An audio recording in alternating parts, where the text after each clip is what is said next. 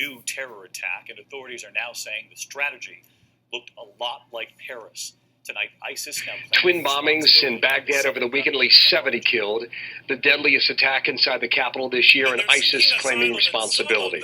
25 people have been killed so far in that attack, 28 others wounded Donald in J. this Trump horrific is calling attack. for a total and complete shutdown of Muslims entering the United States. At least 14. All right, forget about sneaking in. What if ISIS terrorists just fly in?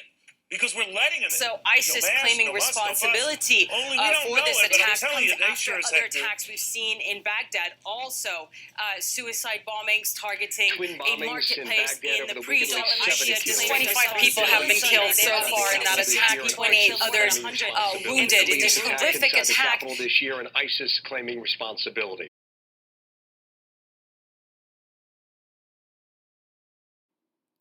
U.S. states are refusing Syrian refugees, and only 7 are definitely saying they will accept them.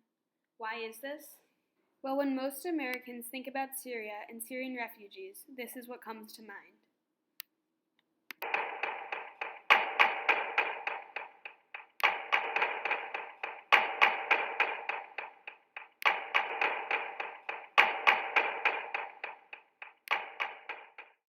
The U.S. has the world's strictest systems for allowing refugees into the country, and the process takes up to a year, with the majority of the refugees who are allowed into the country being women and children who are considered vulnerable and fleeing Syria because they have gone through terrorist attack themselves.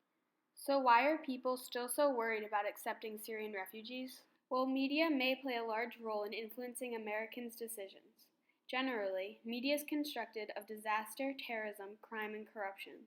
People's brains are much more sensitive towards bad news than good, meaning they will not only be more intrigued by bad news, but it will also stick with them for longer.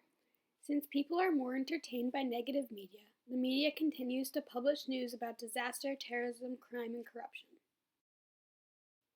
Media has continually influenced people throughout history. On December 7, 1941, the Japanese bombed Pearl Harbor. The word quickly spread through media, and all Japanese were soon looked at as being dangerous and a part of the bombing of Pearl Harbor. As media spread about the attack on Pearl Harbor, so did security concerns about the Japanese living in America. Americans were worried that the Japanese Americans were spies and that Japan was going to attack again. 6 years later, during World War II, more than 115,000 Japanese Americans were forced to relocate into internment camps. John J. McCloy, the Assistant Secretary to World War II, testified about the Japanese internment, saying that he did not think the Japanese population was unduly subjected, considering all the exigencies to which the amount it did not share in the way of the retribution for the attack that was made on Pearl Harbor. 40 years later, McCloy continued to equate the Japanese who attacked Pearl Harbor with people of Japanese ancestry who lived in the United States. Around 40 years later, in February 1898, there was the destruction of the USS Maine in the Havana Harbor.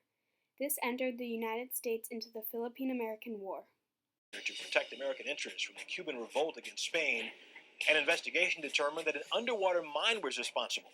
Americans blamed Spain, and the explosion helped spark the Spanish-American War.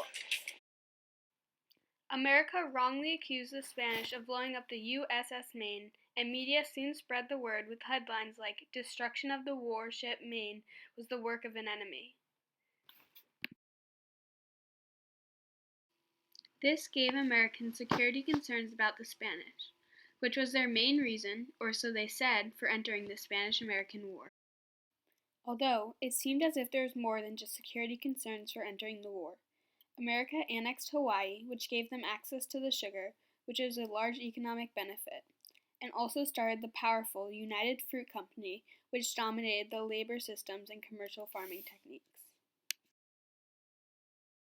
Media generally is constructed of disaster, terrorism, crime, and corruption, and influences the way people perceive events happening around the world.